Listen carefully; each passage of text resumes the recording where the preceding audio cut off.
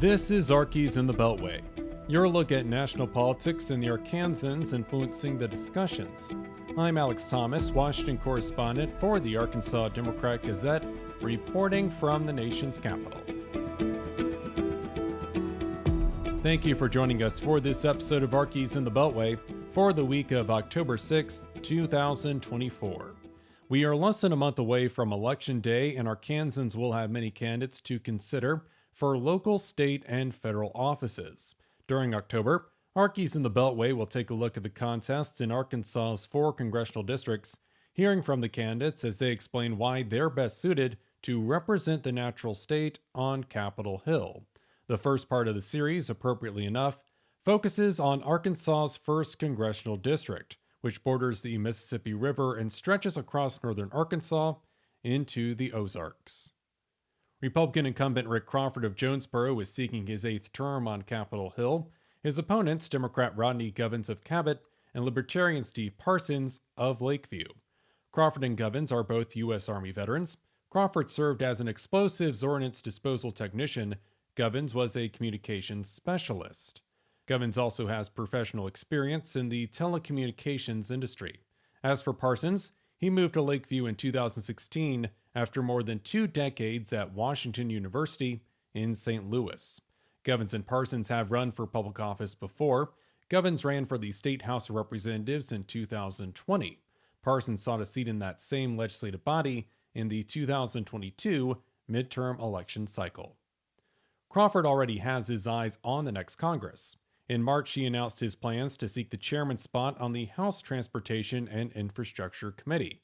He currently leads the subcommittee handling highways and transit. Speaking to the Democrat-Gazette, Crawford framed the importance of this committee through his relationship with the State Department of Transportation. They take a lot of input and they prioritize based on input from members of Congress and from local and regional transit authorities and so on.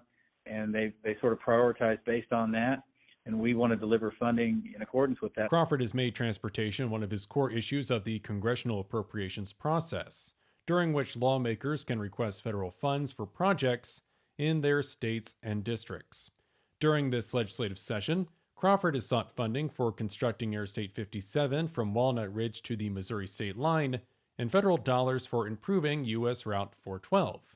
In previous years, he asked for funds supporting the McClellan-Kerr Arkansas River Navigation System, a channel connecting the Mississippi River to Tulsa, Oklahoma. Govens does take exception with one of Crawford's decisions when it comes to infrastructure. Like many House Republicans, Crawford voted against the bipartisan infrastructure law in November 2021. The White House has touted more than $5 billion so far directed toward infrastructure needs in the natural state, including broadband improvements and road work. Thanks to that federal infrastructure money, people's lives have actually been improved. The House Transportation and Infrastructure Committee has held hearings during this Congress concerning the implementation of the infrastructure law. Regarding his vote, Crawford says he would have preferred a package with money better directed toward infrastructure needs, criticizing language addressing carbon reduction and environmentally conscious projects. What we're trying to do is make sure that we're making sure that the money associated with, for example, infrastructure goes where it's supposed to go, it's put to its highest and best use, and can actually make a material difference in the quality of infrastructure that we're seeing around the district and around the state. As Crawford runs for re-election, he is also involved in a federal lawsuit concerning how much members of Congress make. Crawford is the only active member of the House or Senate backing this lawsuit, arguing the executive branch and Congress have suppressed lawmakers' salaries by failing to make routine cost of living adjustments. The baseline salary for members of the Senate and House is $174,000 a year. Crawford says being part of this lawsuit is a reasonable move. If you have only millionaires, billionaires can afford to do this job, then you're not doing right by the American people. So you need to make the job the kind of job and with the compensation that allows for this individual member to serve their constituent undistracted by other financial considerations and commensurate with the level of responsibility that they have. Govens calling out the lawsuit and Crawford's support. The average constituent that he has across the 1st congressional district makes around $33,000 on average a year. So you make 5 times as much as the people that you represent, and you're struggling. How do you think we feel? Govens ties his congressional run to foster care. As a child, he lived in a foster care home in Columbia, South Carolina. As an adult, he has served as a court-appointed special advocate in courtrooms for children currently in the foster care system. He says children leaving foster care do not have the appropriate resources to transition into adulthood. It's a harrowing, just, adventure that these kids have to go on in life, having been in foster care for many, many years. If Govens wins in November, he plans to take steps to address the Family First Prevention Services Act.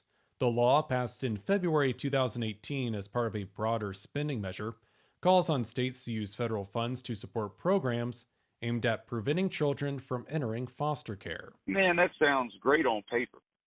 The implementation absolutely sucked. Govens says this approach took the focus away from helping children already in the system, leading to fewer services and increased staff turnover. That was at the federal level. We could fix that. Getting to Parsons, he is one of 3 Libertarians on the ballot this fall with a PhD in economics.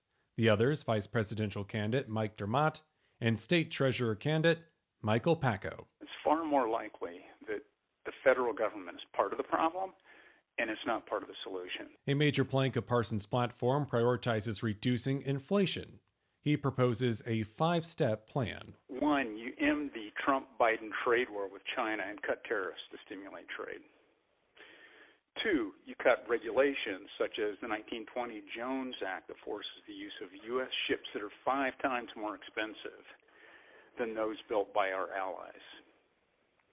3, you eliminate bureaucracy in granting green cards and work visas. 4, you cut federal spending, amazingly difficult. And 5, you eliminate the Federal Reserve's ability to create money out of thin air to fund deficit spending. As a Libertarian, Parsons recognizes his chances of winning this race are low, given his third-party affiliation. He says he will likely not win in November, yet he is not preparing to endorse Crawford or Govens. If I can get enough votes as a Libertarian, it sends a signal. And that doesn't even have to be a very big number. It sends a signal to Congressman Crawford that business as usual is no longer acceptable. Parsons naming Crawford because he believes the incumbent will likely hold on to his seat, becoming the top Republican or chairman on the House Transportation and Infrastructure Committee when the next Congress begins in January. I am running in part to provide, I don't mean this to sound condescending or pompous, to help educate people, to help explain certain key topics and principles with regard to how government should be run. Next week, we'll take a look at the race in Arkansas' 2nd Congressional District between Republican incumbent French Hill and Democratic challenger Marcus Jones. Candidates in all 4 of Arkansas's congressional races will take part in debates this week. Arkansas PBS hosting those events. It begins Monday with the aforementioned Hill and Jones taking part in the 2nd Congressional District debate. That will begin at 2 p.m. Central, with a repeat showing that evening at 7. Tuesday we'll have 2 debates. Crawford, Govens, and Parsons are set to debate each other at 11 a.m., followed by a 3rd Congressional District debate with Representative Steve Womack and challengers Caitlin Draper and Bobby Wilson at 1 p.m. The 1st District debate will be shown again Tuesday evening at 7. The 3rd District debate will have a repeat showing Wednesday night, that also at 7 o'clock. Finally, candidates in the 4th Congressional District, Representative Bruce Westerman and challenger Reese Howard, will debate Thursday afternoon at 2. Arkansas PBS will re-air that debate at 7 o'clock. And that'll do it for this edition of Arkies in the Beltway for the week of October 6th, 2024.